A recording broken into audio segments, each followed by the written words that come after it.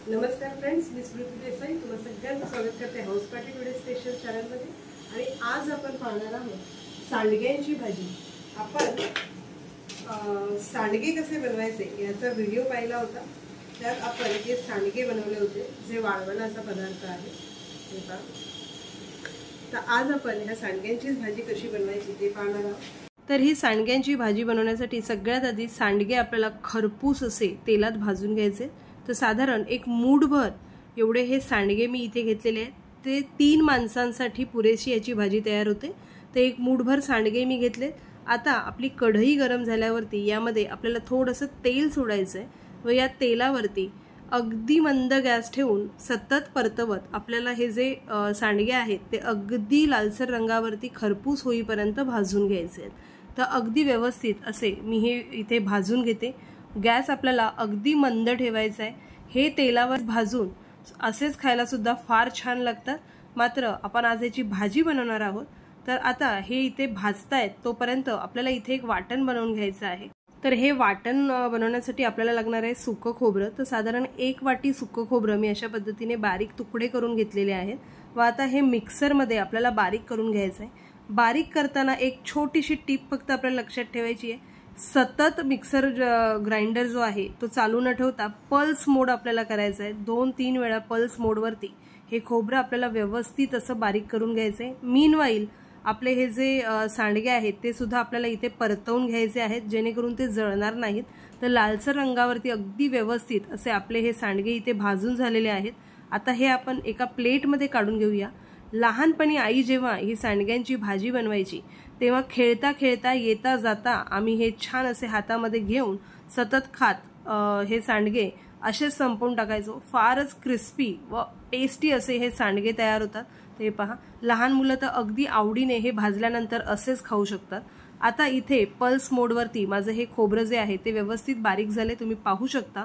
Pulse मोडवरती केल्यामुळे हे खोबरं जे आहे ते तेल न सुटता अगदी व्यवस्थित असं सुट्ट बारीक झालेलं आहे। आता ह्यामध्येच काही लसणाच्या पाकळ्या मी घालते व पुन्हा एकदा पल्स मोडवरतीच 2-3 वेळा चालवून आपल्याला हे लसूण जो आहे तो या खोबऱ्यासोबत बारीक करून घ्यायचा आहे। तर अशा पद्धतीने हे लसूण खोबरं आपलं तयार झालेलं आहे। आता हे थोडं जास्त क्वांटिटीत मी बनवलेलं आहे। एका डब्यामध्ये पॅक करून मी हे फ्रीजमध्ये ठेवणार आहे। 2 ते 3 आठवडे अगदी सहज तुम्ही प्रत्येक भाजी ते वापरू शकता। इथे साधारण 3 मीडियम आकाराचे कांदे मी घेतलेले आहेत व ते अगदी बारीक असे आपल्याला कापून घ्यायचे। साधारण ही भाजी बनवताना एकच गोष्ट लक्षात ठेवायची आहे, आपण जितके सांडगे घेतलेले आहेत त्याच्या डबल क्वांटिटीमध्ये आपल्याला कांदा घ्यायचा आहे। कांदा भाजल्यानंतर तो अगदी श्रिंक होतो, तर त्यासाठी आपण इथे कांदा थोडा जास्त घेणार आहोत।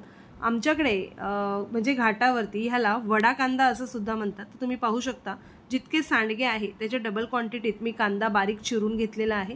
आता इथे पुन्हा एकदा कढईमध्ये आपल्याला तेल घालायचंय। तेल व्यवस्थित असं गरम झालं की आपण यात थोडंसं जिरं घालूया। त्याचप्रमाणे आपण यामध्ये थोडासा हिंग सुद्धा वापरणार आहोत, कारण आपण भरड्या डाळीपासून हे सांडगे बनवलेले आहेत, तर पचायला सुद्धा हलके होतील। तर अगदी थोडंसं मी इथे हिंग घातलेला आहे। आता हा जो बारीक चिरून घेतलेला कांदा आहे तो लालसर रंगावरती आपल्याला छान असा इथे भाजून घ्यायचा आहे। अगदी व्यवस्थित मऊ व लालसर होईपर्यंत आपण ह्याला सतत परतत असाच भाजून घेऊया। आता आपण यामध्ये थोडासा कढीपत्ता घालूया। तर छान असा कढीपत्ता धुवून मी हा कांद्यासोबतच परतवून घेते। व्यवस्थित असा कांदा आपण परतवून घ्यायचा आहे। खमंग व टेस्टी अशी ही सांडग्याची भाजी तयार होते। पावसाळ्यामध्ये बऱ्याचदा असं होतं की भाजी आणण्यासाठी आपल्याला बाहेर जाता येत नाही किंवा घरात काही भाजी अवेलेबल नसते, तेव्हा काय बनवायचं हे आपल्याला सुचत नाही। अशा वेळी हे जे वाळवणाचे पदार्थ आपण करून ठेवतो ते अगदीच कामी येतात। ते पहा, आता आपला कांदा इथे छान परतवून झालेला आहे। अगदी थोडासा टोमॅटो सुद्धा मी यात घालते, ऑप्शनल आहे।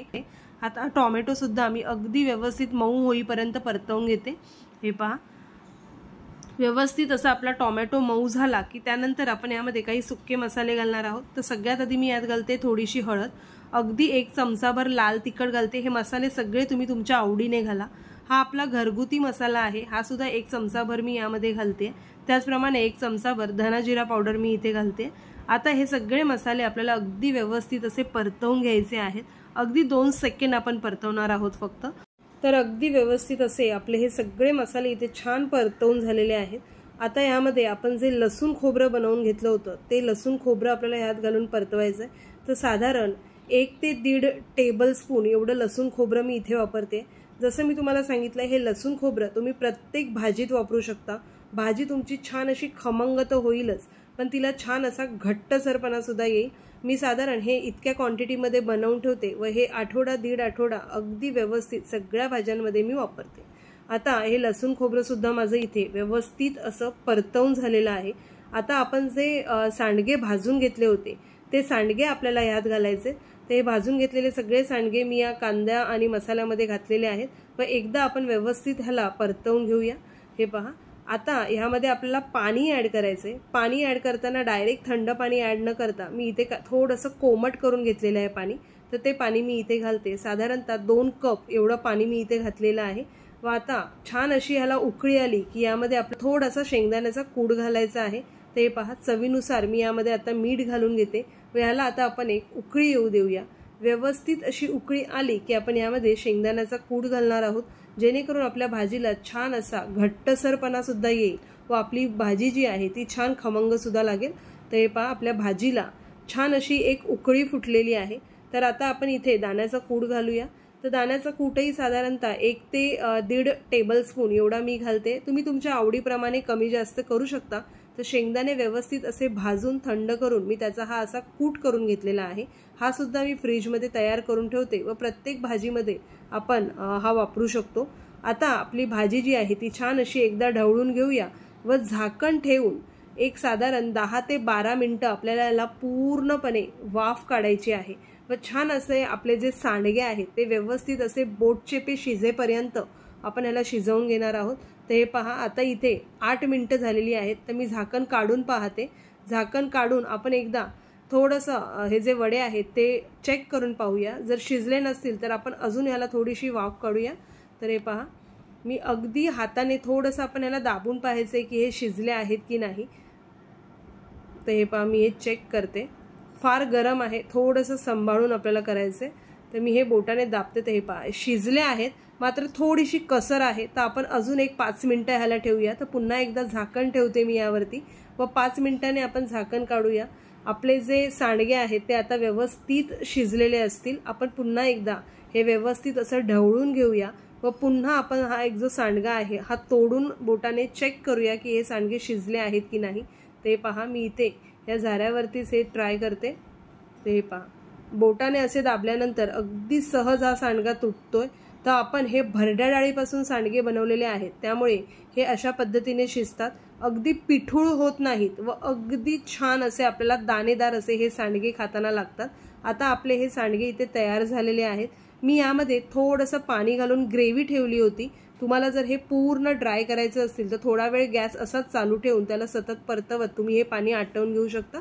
आता छान अशी बारीक चिरलेली कोथिंबीर पेरून मी इथे माझी ही जी भाजी आहे ती सर्व करते।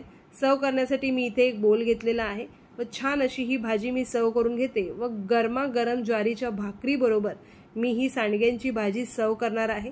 तर अशा पद्धतीने सांडग्यांची भाजी किंवा वडा कांदा आपला तयार झालेला आहे। तुम्ही सुद्धा ही सांडग्यांची भाजी नक्की ट्राय करून पहा। अगदी झटपट तयार होते, अगदी थोडक्या साहित्यांमध्ये आपण ही भाजी बनवलेली आहे। तसंच वर्षभर टिकणारे असे हे सांडगे आहेत। अगदी आपण पाहिलं 3 वाटी डाळींपासून आपण हे सांडगे बनवले होते, जे आपण वर्षभर टिकवणार आहोत व त्यानंतर फक्त कांदा, लसूण खोबरं, शेंगदाण्याचा कूट व काही सुके मसाले एवढेच घालून आपण ही छान अशी खमंग सांडग्यांची भाजी तयार केलेली आहे। तर तुम्ही सुद्धा ह्या सांडग्यांच्या भाजीचा बेत नक्की ट्राय करा आणि मलाही तुम्ही ही रेसिपी ट्राय केल्यानंतर तुम्हाला कशी वाटली ते कमेंटमधून नक्की सांगा। तर अशाच काही पारंपरिक रेसिपीज मी तुमच्यापर्यंत घेऊन येणार आहे। मात्र तुम्हाला जर माझे व्हिडिओज आवडत असतील तर त्याला जास्तीत जास्त लाईक व शेअर करायला विसरू नका, जेणेकरून मी जास्तीत जास्त व्हिडिओज तुमच्यापर्यंत पोचवत राहीन। चला तर मग पुन्हा लवकरच भेटूया अशाच काही वेगळ्या रेसिपींसोबत। तोपर्यंत बाय बाय।